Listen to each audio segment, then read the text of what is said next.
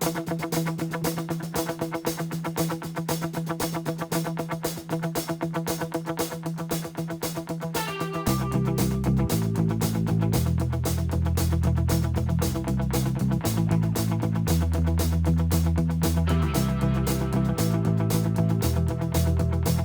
guys, it's Sherry. カンタ Anna. And Ayaka. Now, today. Hey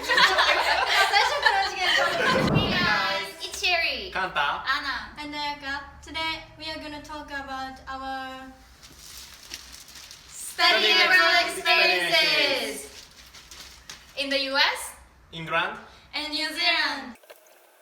I, Sherry, have experience in attending both high school and university in the US. I came back to Japan in 2013 and now I have my own English school and teach English to kids to adults. And also I make YouTube videos about the countryside of Japan to the world. I'm Kanta. I went to the UK to study science at Cambridge University for 2 weeks when I was a high school student. Now I study biology in university in Ehime, Japan. Hi, I'm Anna. I'm in grade 12. I went to Seattle in the USA when I was a freshman, and I went to Wellington in New Zealand in March. Both times I used my school's short-term studying abroad program and stayed about 2 weeks during spring break. Hi, I'm Ayaka.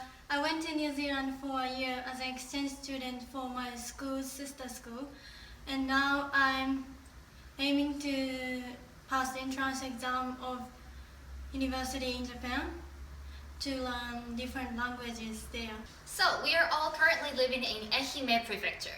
To see what Ehime looks like, check out my other videos on Sherry Berry in Ehime.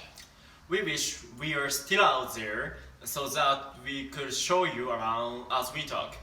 But unfortunately, we are all back to Japan. So instead, we will discuss pros and cons, difficulties and achievements of our studying abroad experiences.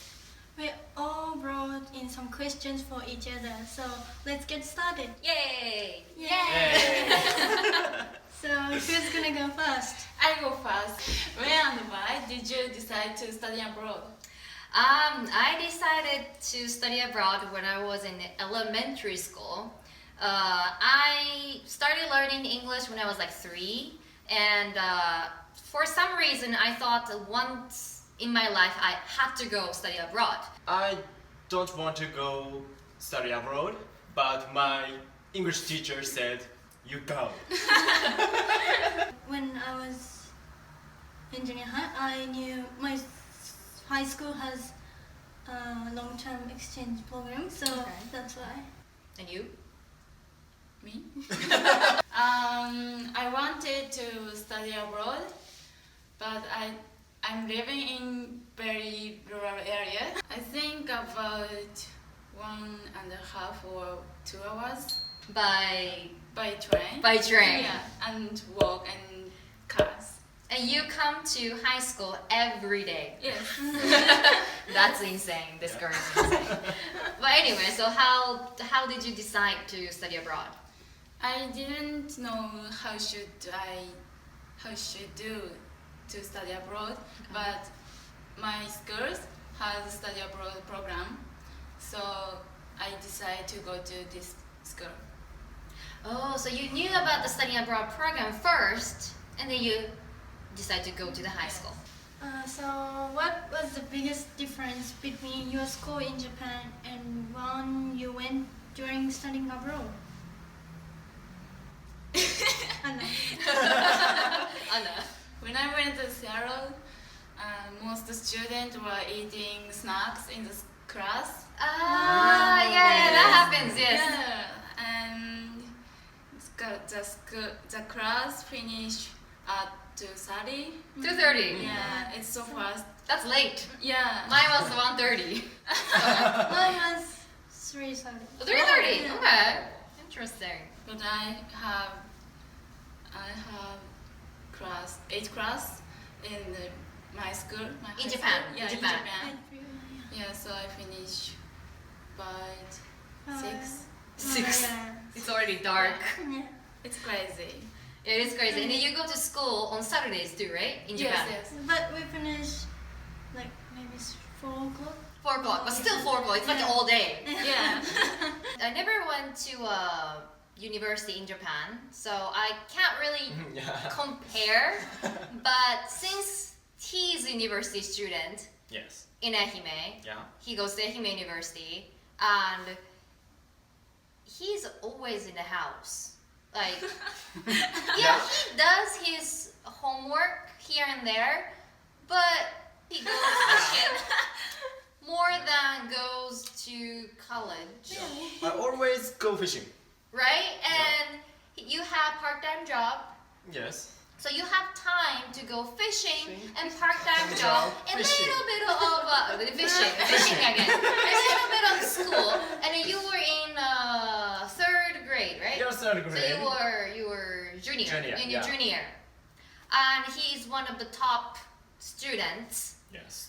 And on the other hand, my university life, no sleep, no free time, no socialization whatsoever.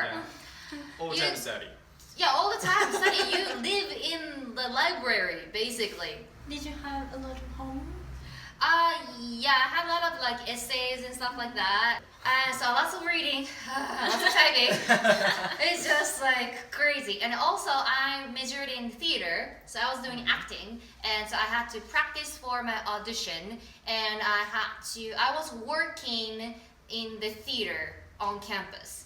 It's fun because I get to play with the lighting tool and program and stuff like that, but still on top of all the study, so Oh, that's your question. well, sorry. How are your host families? Did you have host families? Yes. Yes. Okay.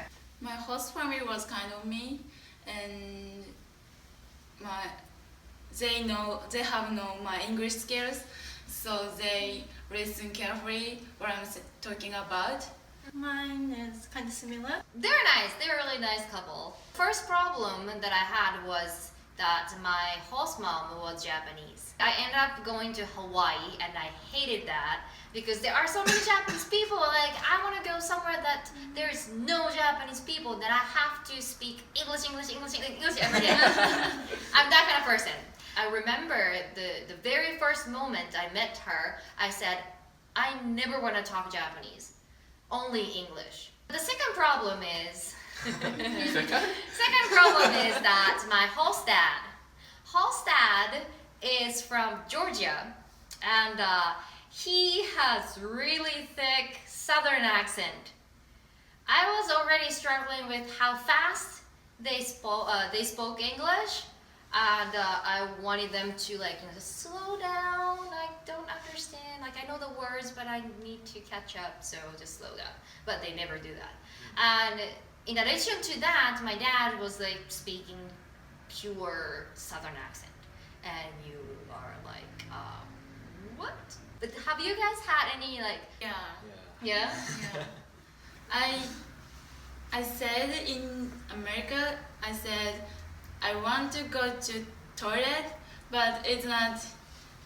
They said what? What toilet? But in New Zealand, I said toilet. Oh, you go toilet? Yeah. So Or like official. Americans say elevator, but England people say lift. That's Take true. a shower and have a shower. Take a shower. That bothers me so much. And people say togs. Togs means swimwear. True. Yeah, it's a Kiwi English. Kiwi English is New Zealand English. Like everyone in Japan say, like my English teacher, they say you have strong, Strong. New Zealand accent. I feel like I'm talking wrong. And if you're from New Zealand, could you tell us down in a comment that if she has New Zealand accent? So we are looking forward to hear from you. Yeah, but it's cute. Yeah, it is cute. I really like her accent though.